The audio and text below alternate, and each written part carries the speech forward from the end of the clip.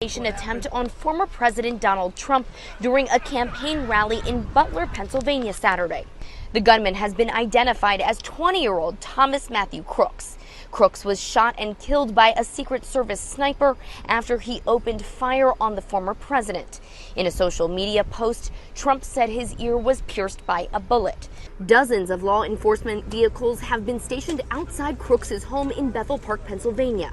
FBI officials say they found bomb-making materials inside Crooks' car and are currently analyzing his cell phone. They also say the AR-style rifle used in the shooting was purchased legally. The American people can rest assured that we will leave no stone unturned as we work to get to the bottom of what happened yesterday. Crooks was a registered Republican and reportedly graduated from Bethel Park High School in 2022.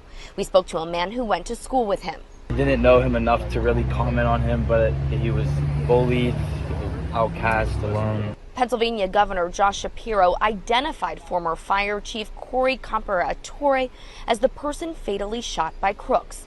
2 other injured spectators remain in stable condition.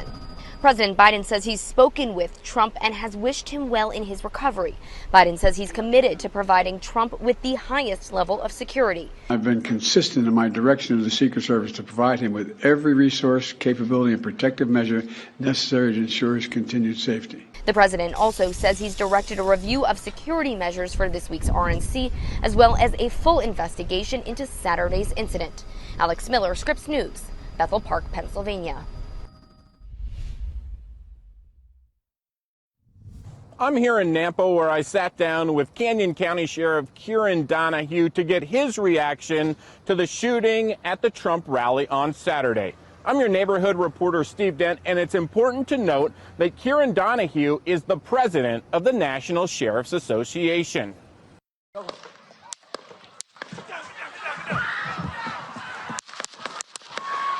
When Canyon County Sheriff Kieran Donahue saw the assassination attempt on Donald Trump Saturday in Pennsylvania, he couldn't believe it. That was the first thing. It was just shock, and then frustration, anger that this is actually happening here.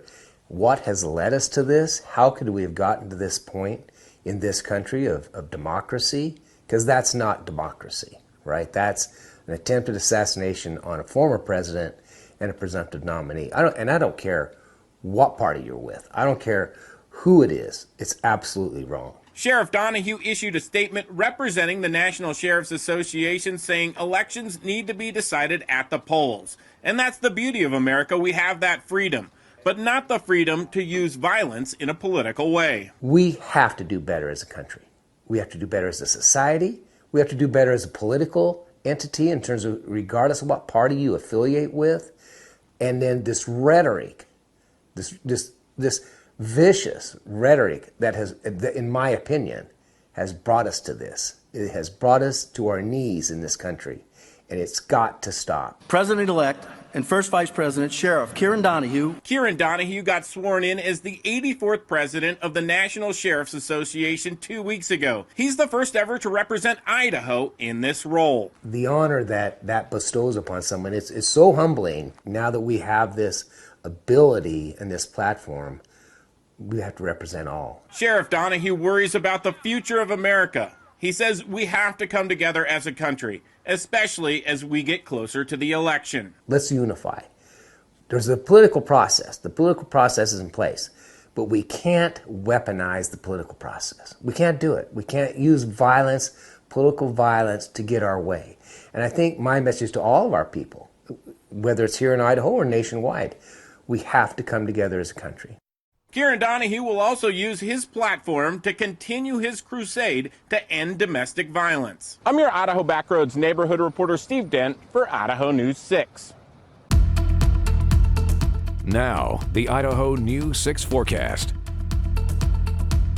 Well, taking a look at downtown Boise, we're seeing something that we haven't seen in quite a while. You see cloud coverage on top of all of that smoke that's coming from Oregon. And those clouds, let's take a look at what those look like over top. Actually taking a look at some of the temperatures that we have. 97 in Boise because of that cloud coverage that's rolling over the top. We've seen triple digits all this last week. We were 6 days in a row with triple digits. Now currently sitting at 97. We might see that potentially break. We're getting really close to that record of 9 days in a row. You see this evening, though, 98 expected to be the high, so we might be getting very, very close. But because of the smoke and because of the cloud coverage, we may not get to that record of high. So we'll take a look at what that's going to be looking like over the next couple of hours. Tomorrow, though, 99 expected with smoke continuing on, but the triple digits are going to be back in just a few. I've got more details on your extended forecast and just how hot it's going to be toasty in the next week. There is something that is really wrenching about the President of the United States or a presidential candidate being the subject of an assassination attempt. I just do feel like there's a different kind of emotional resonance that has for people.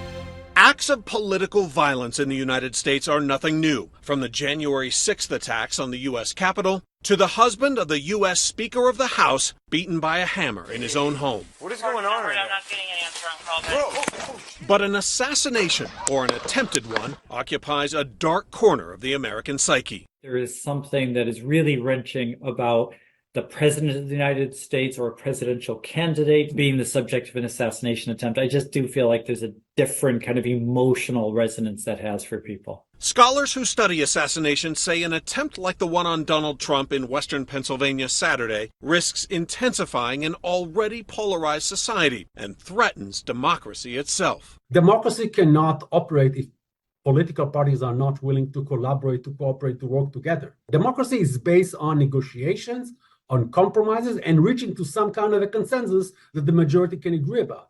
In the aftermath, scholars say cooling the rhetoric and finding consensus is critical, like countless politicians and the governor of Pennsylvania tried to do Sunday. This is a moment where all leaders have a responsibility to speak and act with moral clarity, where all leaders need to take down the temperature and rise above the hateful rhetoric that exists and search for a better, brighter future for this nation. While current events may be giving some Americans a sense of dread, unfortunately, I feel like this is going to continue to happen. Some scholars find hope in the fact that America, despite a devastating series of assassinations in the 1960s, ultimately held together. The country was at least as divided as it is now, and we are extremely polarized society, but I think history shows that we were able to overcome that. Clayton Sandell, Scripps News, Denver. I'm senior reporter Don Nelson near the site of the hangar collapse that occurred in January. A lawsuit filed today. I'm senior reporter Don Nelson at the site of that catastrophic hangar collapse at the Boise airport. The attorney representing the families of 2 of the 3 victims killed when a hangar collapsed in January has filed a federal lawsuit seeking damages of $30 million. That's 15 for the 2 plaintiffs in the case. The defendants listed in the lawsuit are Big D Builders, SBS, Spec Steel, and Inland Crane. Here's more of what Enrique Cerny had to say today. Why did the structure fall? There's a lot of components that lead to that. Enrique Cerna's complaint is detailed, but focuses on 3 main points. 1. In April of 2023, plans were submitted to the city of Boise to get permits to build the hangar. Shortly after the permit was issued, there was a second set of plans that were drawn. The second set of plans, according to our investigations, were never approved by the city. However, all the defendants that were at the hangar site decided to build upon the second set of plans. Cerna claims the second set of plans were less safe. The second point, Cerna says an investigation by the Boise Police Department after the collapse revealed that there were serious concerns about the structure the day before the collapse. January 30th, according to the Boise Police, which is attachment D to our complaint, you have a lot of people saying that the day before the collapse, cables were popping, braces were popping, pieces were not conforming, they were not fitting right, and people were worried.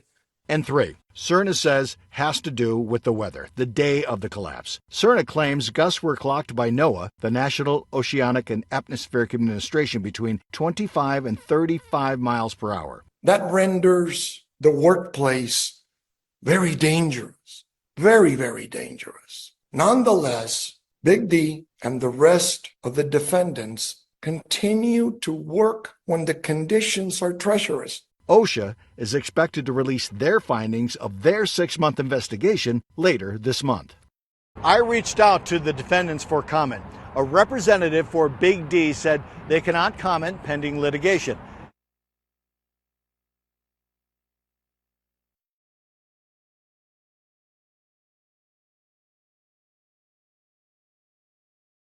And I left messages with the others. We'll continue to follow the developments of this story. When we get new information, we will share it with you. Reporting from the site of the hangar collapse near the Boise airport, I'm senior reporter Don Nelson, Idaho News 6. The Greenbelt Pathway project is complete. The pathway on the south side of the Boise River near Westbridge in Garden City is wider, safer, and smoother. 1.6 miles of concrete pathway with centerline striping is now back fully open. The project started back in March on the 29th, and no further construction is scheduled at this time. Now, the Idaho News 6 forecast. Well, for the last week, we saw plenty of heat and plenty of clear skies, but this Sunday brought some different weather for us. Taking a look at some of these thunderstorms that are rolling across eastern Oregon and right over the Gem State. The Treasure Valley kind of coming unscathed, though, with these thunderstorms. Only a 20% chance of precipitation in our area. But something that I want to bring up concern-wise is, as much as this rain is going to be good for some of the wildfires that are happening, like the Cow Valley fire right here, there is still a red flag warning for a decent majority of eastern Oregon and southern Idaho. All of that is going to be coming to an end tonight. You can see some of the excessive heat warnings across the area as well. Boise, for the first time in a while, doesn't have an excessive heat watch or a red flag warning for the area, which is nice, but we'll keep an eye on some of those thunderstorms rolling through eastern Oregon, as they might potentially be causing a couple more fires. And currently we can see the smoke from a few of those fires. You see the Cow Valley fire still producing a decent portion of smoke rolling right over the top of the Treasure Valley, and hopefully a little bit of that rain is going to stop stuff. Something that we have seen, though, is triple digits, but today we might see an end to it. You see 97 in Boise is the only high. Taking a look at the National Weather Service earlier, I saw a couple of 99s, but nothing confirmed. 97 is the only high that we have confirmed as of this moment. And heading into tomorrow, 98. Not going to be seeing triple digits like we normally have. Part of that is because of the smoke coverage that has been hitting our area, but also the cloud coverage dropping those temperatures down. But that's not going to be stopping the temperatures from rising over the next couple of days. You see a little bit more thunderstorm activity, but you see all of this heat that's going to be rolling into our area. Boom, you see all of that hot. That's going to be into next Monday, July 22nd. We still have hotter than normal conditions for our area. You see them moving a little bit further up to the north, but the Gem State still going to be sitting in that warmer than normal condition expected. And as always, heat exhaustion and heat stroke are common during this time of year. So if you're feeling dizzy, if you got heavy sweating, if you've got nausea, make sure to move to a cooler area and make sure you just stay hydrated, because even though the temperatures are not reading into the triple digits, it's still going to be very warm and they can be dangerous. Taking a look at the temperatures tomorrow, smoky expected to continue on. Temperatures are still going to be warm. You see 86 in McCall, 86 in Cascade. Temperatures still going to be fairly warm. You see hazy conditions with light chances of thunderstorms expected for tomorrow in the eastern central mountains. And as for the Magic Valley region, a little bit cooler, 91, almost breaking into the 80s. 99 expected tomorrow, but don't hold on to that for too much longer, because triple digits are on the way. You see 101, 105 warming right back up. And then by next Sunday, 107 expected. Your temperatures are going to be very, very warm heading into next week. And so be prepared, because even though our triple digit streak is sadly coming to an end, I'm kind of glad that it's coming to an end. Triple digits are expected heading into next week, with a warm weekend on the way. In the north end, we ride along with local sanitation workers working through the extreme heat. 100-degree weather can leave many people running for the AC, but not your local sanitation workers. I'm your neighborhood reporter Brady Kasky in the North End, riding along with the crews that are picking up your trash, even in extreme heat.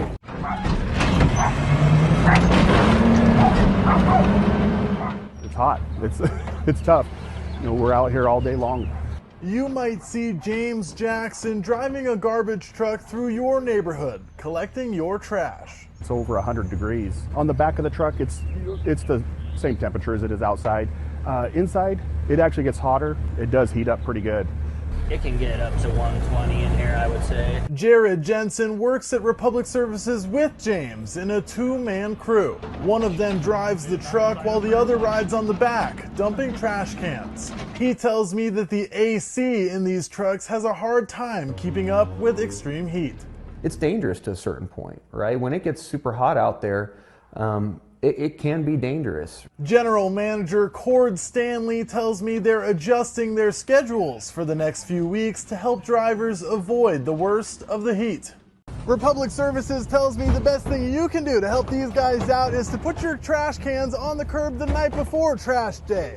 Try to put them in a shady spot if you can, and it never hurts to offer a cold drink on a hot day. Reporting in the North End, I'm your neighborhood reporter Brady Kasky for Idaho News 6. Now we'll look outside from the Treasure Valley Chevy Dealers Tower Cam.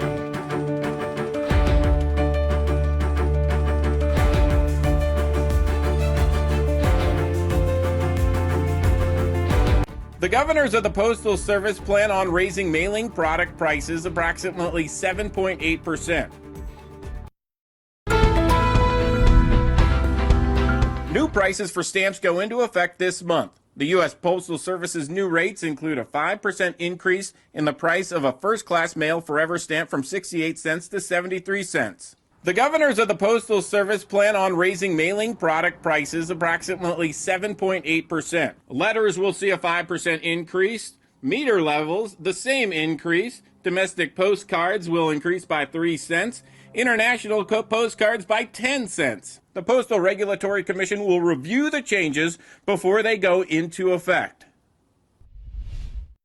Taking a final look at your forecast as we start out the middle of July. Crazy how quickly it's gone by. You see smoky days continuing on. 99, though, expected to be the high. We've got triple digits, though, right afterwards. You see 105, 104, 104, and then heading into next weekend, 106, 107. The temperature is just going to be rising after Monday, so don't expect too much relief at the start of the week. Thanks so much for joining us here on Idaho News 6. Sophia Cruz has got your weather in the morning, and thanks so much for joining us here. We hope to see you here again soon.